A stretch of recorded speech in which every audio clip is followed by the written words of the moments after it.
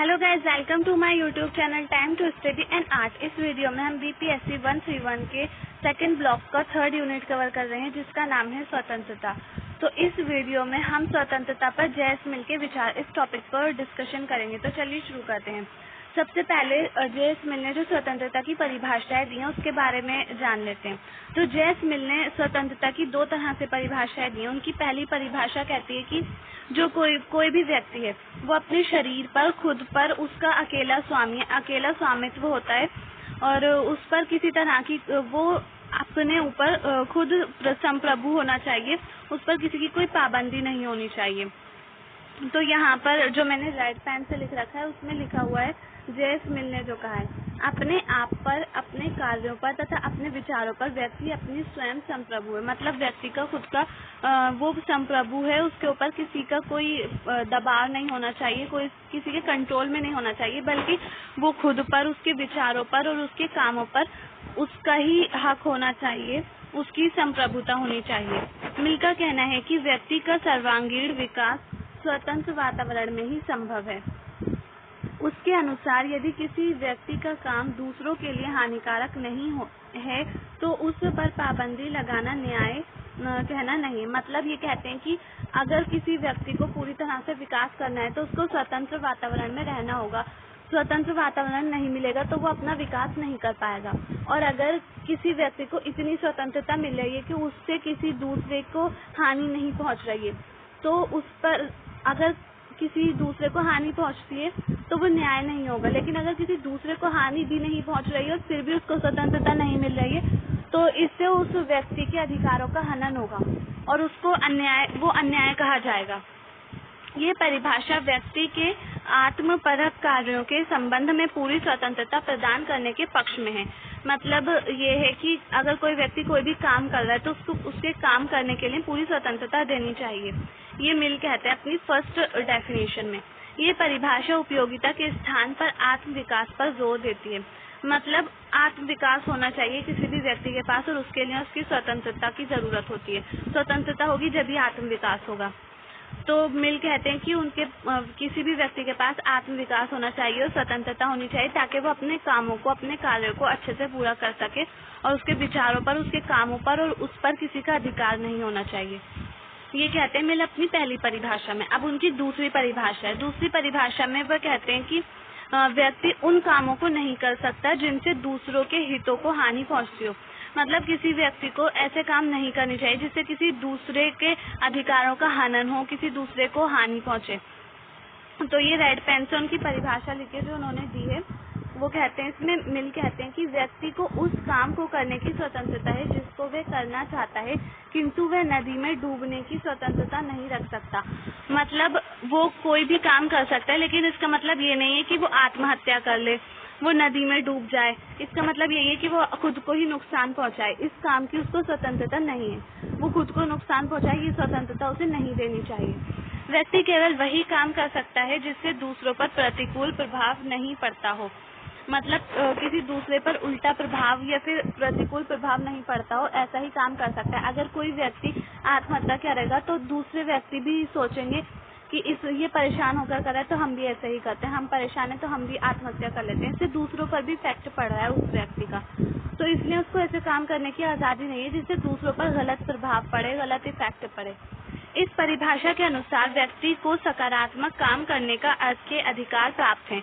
मतलब जो सकारात्मक काम है वही कोई व्यक्ति कर सकता है। यदि व्यक्ति कोई अनुचित काम करता है तो उस समाज या राज्य के पास उसे रोकने का अधिकार है।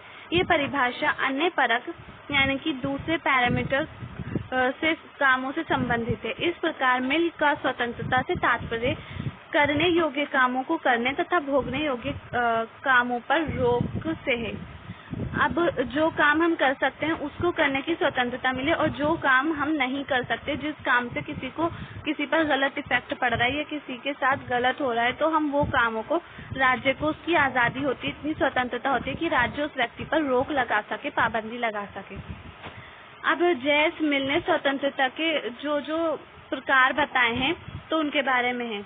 मिल ने स्वतंत्रता को दो भागों में बांटा। पहला विचार और अभिव्यक्ति की स्वतंत्रता और दूसरा कार्यों की स्वतंत्रता। इन दोनों की परिभाषाएं निम्नलिखित हैं। तो फर्स्ट है इनकी जो इनका इन्होंने प्रकार बताया तो वो ये है कि विचार और अभिव्यक्ति की स्वतंत्रता। हर व्यक्ति के पास इतनी स्वतंत्रता होनी चाहिए कि वो अपने विचार प्रकट कर सके, अपनी जो विचार है उनकी अभिव्यक्ति कर सके। तो चलिए शुरू करते हैं। मिल का मानना है कि व्यक्ति को विचार व अभिव्यक्ति की पूरी स्वतंत्रता दी जानी चाहिए ताकि व्यक्ति और समाज दोनों का पूरा विकास हो सके। समाज में परिवर्तन का आधार स्वतंत्र विचार एवं स्वतंत्र अभिव्यक्ति ही होते हैं। मतलब अगर कोई व्यक्ति को इतनी स्वतंत्रता मिले कि वह अपने विचारों की अभिव्यक्ति कर सके, स्वतंत्रता हो उसके पास, तो उससे समाज का भी विकास होगा और उस व्यक्ति का भी विकास होगा। और स्वतंत्र विचार और स्वतंत्र अभिव्यक्ति ही समाज का आधार होते हैं। इसलिए हर व्यक्ति को इतनी स्वतंत्रता होनी चाहिए कि वो अपने विचारों को अभिव्यक्त कर सके। इनकी कमी से समाज की प्रगति रुक जाती है। समाज की प्रगति के लिए वह सनकी व्यक्तियों को भी पूरी स्वतंत्रता देने का पक्ष करते हैं। मतलब ये जो जैस मिल है वो कहते हैं कि जो लोग पागल हैं, दिमागी तौर पर वो उनका दिमाग खराब है, तो उनको भी इतनी स्वतंत्रता मिलनी चाहिए कि समाज की प्रगति हो सके। इनका मानना है कि समाज की प्रगति तभी होती है जब किसी व्यक्ति को अपने विचार रखने की स्वतंत्रता होती है। तो जैस मिल उन व्यक्तियों को भी विचार और अभिव्यक्ति की स्वतंत्रता देने की बात करते हैं जो लोग मेंटली डिसेबल हैं, तो उन लोगों की भी ये स्वतंत्रता देना चाहते हैं। लेकिन उन्होंने मानसिक रूप से विकलांग, पिछड़ी जातियों व बच्चों को स्वतंत्रता देने का विरोध किया है क्योंकि इन पर दूसरों के विवेक का प्रभुत्व होता है। वो कहते हैं अगर कोई लोग मानसिक रूप से विकलांग हैं और पिछड़ी जातियों को कोई भी कंट्रोल कर सकता है, ऊंचे वर्ग उनको कंट्रोल कर सकते हैं, ऊंची जाति के लोग, बच्चों को उनके बड़े लोग कंट्रोल कर सकते हैं, और जो मानसिक रूप से विकलांग हैं उनको भी कोई ना कोई जो उनके आसपास के लोग हैं वो उनको कंट्रोल कर सकते हैं।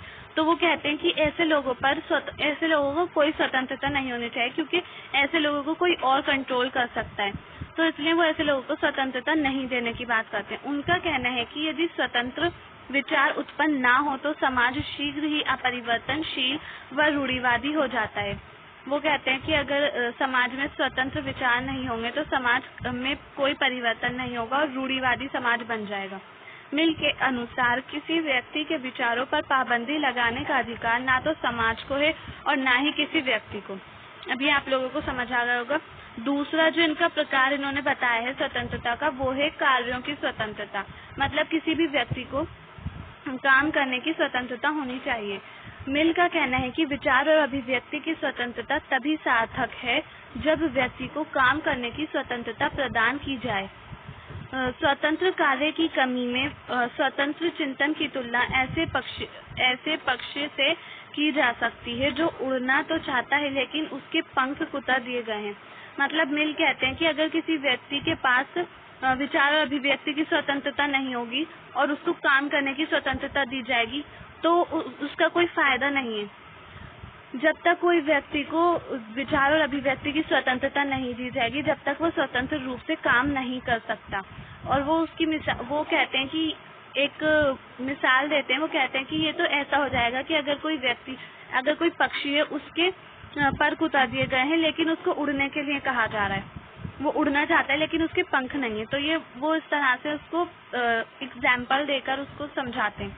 मिल का मानना है कि व्यक्ति के व्यक्तित्व का विकास तभी संभव है जब व्यक्ति को कार्यों की स्वतंत्रता हो। मतलब अगर व्यक्ति के व्यक्तित्व का विकास करना चाहता है कोई भी व्यक्ति अपने व्यक्तित्व का विकास, तो उसके पास कार्यों की स्वतंत्रता होनी चाहिए, यानी उसको काम करने की स्वतंत्रता दी जानी चाहिए। कार्य की स्वतंत्रता सामाजिक जीवन की प्रकृति के लिए उतनी ही जरूरी है जितनी व्यक्तिगत जीवन के लिए। कार्यों की स्वतंत्रता के संदर्भ में मिल ने कार्यों को दो भागों में बांटा है जो निम्न है। अब जो कार्यों की स्वतंत्रता है उसको भी मिल ने दो भागों में बांटा है, उसके दो प्रकार बताए हैं। तो पहला है स्व विषयक कार्य, यानी कि जो खुद से करते हैं, सेल्फ रिगार्डिंग एक्शन। मिल का कहना है कि ऐसे कार्य जिनका प्रभाव करने वाले पर ही पड़ता है तथा दूसरों पर नहीं पड़ता सब विषय के अंदर आते हैं, जैसे खाना पीना, नहाना, शराब पीना, जुआ खेलना, ये सब कार्य अगर हम करेंगे तो हम पर ही इनका इफेक्ट पड़ेगा। खाना खाएंगे, पानी पिएंगे तो इससे हमारा शरीर ही अच्छा होगा, हमारे शरीर पर इसका इफेक्ट पड़ेगा। और जैसे शराब पीना, जुआ खेलना, सब बुरे काम है, तो इससे हमारी ही लाइफ बर्बाद होगी, हमारे साथ ही गलत होगा, तो इस सब का इफेक्ट हम पर पड़ रहा है, तो ये सब विषयक कार्य हो गए। अब दूसरा है परविषयक कार्य, थीमेटिक वर्क। ऐसे कार्य दूसरे व्यक्ति पर अपना प्रभाव डालते हैं। जो कार्य दूसरे व्यक्तियों पर अपना प्रभाव डालते हैं वो परविषयक के अंदर आते हैं। इन्हें सामाजिक कार्य भी कहते हैं, जैसे चोरी करना, शोर मचाना, सार्वजनिक संपत्ति को नुकसान पहुंचाना, शांति भंग करना आदि। तो ये सभी कार्य परविषयक कार्य के अंदर आते हैं और इन्हें सामाजिक काम भी कहते हैं, क्योंकि समाज में हो रहा है। अगर कोई चोरी करेगा तो उसका असर पूरे समाज पर पड़ेगा। शोर मचाएंगे तो सब लोग परेशान होंगे। तो ये सब काम परविषयक कार्यों के अंदर आते हैं। अब जो जेस मिल है उन्होंने स्वतंत्रता की कुछ सीमाएं बताई हैं। स्वतंत्रता पर क्या क्या सीमाएं होनी चाहिए। मिल ने इस बात को स्वीकार किया है कि विशेष परिस्थितियों में व्यक्ति की स्वतंत्रता को सीमित किया जा सकता है। मिल के अनुसार ये परिस्थितियां निम्नलिखित हो सकती हैं। अब मिल कहते हैं कि कभी कभी कुछ ऐसी परिस्थितियां आ जाती हैं जिनकी वजह से जो कोई भी व्यक्ति है उसकी स्वतंत्रता को कम किया जाता है या फिर सीमित किया जाता है। तो वो जो परिस्थितियां उसके बारे में उन्होंने ये बताया। ये सारी जो परिस्थितियां नीचे लिखी हुई हैं वो सब उन्होंने बताई हैं। तो पहली परिस्थिति उन्होंने बताई है स्वतंत्रता का दुरुपयोग। यदि किसी व्यक्ति की स्वतंत्रता से किसी दूसरे व्यक्ति की स्वतंत्रता को कोई हानि हो रही है तो उस पर पाबंदी लगाई जा सकती है। यदि कोई व्यक्ति मदिरा पीकर दंगा करता है तो उस पर पाबंदी लगाना उचित है। अब कोई भी व्यक्ति है, अगर उससे किसी दूसरे की स्वतंत्रता को हानि पहुंच रही है तो उस व्यक्ति की स्वतंत्रता पर पाबंदी लगाना जरूरी हो जाता है। जैसे कि इसमें एग्जाम्पल भी दिया उन्होंने कि कोई व्यक्ति शराब पीकर, मदिरा पीकर कोई गलत काम कर रहा है, दंगा कर रहा है, तो उस पर रोक लगाना, पाबंदी लगाना वो सही होगा, वो गलत नहीं माना जाएगा। दूसरा बताया इन्होंने राज्य व समाज की सुरक्षा। जब राज्य व समाज की सुरक्षा को कोई खतरा हो तो व्यक्ति की स्वतंत्रता के कुछ अंश पर पाबंदी लगाई जा सकती है। राज्य पर आक्रमण के समय भी नागरिकों से अनिवार्य सैनिक सेवा की व्यवस्था की मांग की जा सकती है, किंतु ऐसी पाबंदी विशेष परिस्थितियों में ही लगानी चाहिए। अब इन्होंने बताया कि राज्य या फिर समाज को अगर कोई भी सुरक्षा को खतरा हो तो उसकी वजह से व्यक्तियों पर और समूहों पर, समाज पर पाबंदी लगाई जा सकती है, क्योंकि इससे राष्ट्र की स्वतंत्रता को हानि पहुंच रही है। राष्ट्र को हानि पहुंच जाएगा अगर उनकी स्वतंत्रता पर पाबंदी नहीं लगाई गई। जैसे 1975 में इंदिरा गांधी जी ने इमरजेंसी लगाई थी, तो ये उसी का एग्जाम्पल है।